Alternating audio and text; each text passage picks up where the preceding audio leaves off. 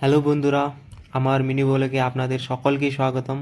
আজকে আমার ছুটি ছিল, এই কারণে আমরা সকালে উঠেই খেতে যাচ্ছিলাম। আর আমার পিছন দিকে যেই জায়গাটি দেখতে পাচ্ছ, এটি হচ্ছে ব্যাঙ্গালোরের একটি ছোট্ট গ্রামীণ মতন এলাকা, আমরা যেখানে থাকি এই জায়গাটি।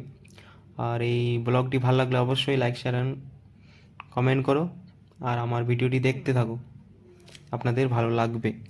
এই যে জায়গাটা দেখতে পাচ্ছ, এই জায়গাটা হচ্ছে ব্যাঙ্গালোর সারজাপুরের।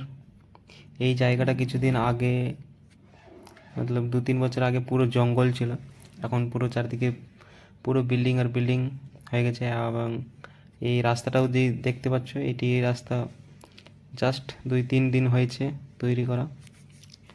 আর আমরা এখন যাচ্ছি খেতে, অনেক দিন পর। কোম্পানি চেঞ্জ করার পর আমরা অনেক দিন পর ছুটি দিয়েছে, 15 দিন পর। তো আজকে ছুটি ছিল, ওই কারণে আমরা যাচ্ছিলাম এই 3জন মিলে খেতে।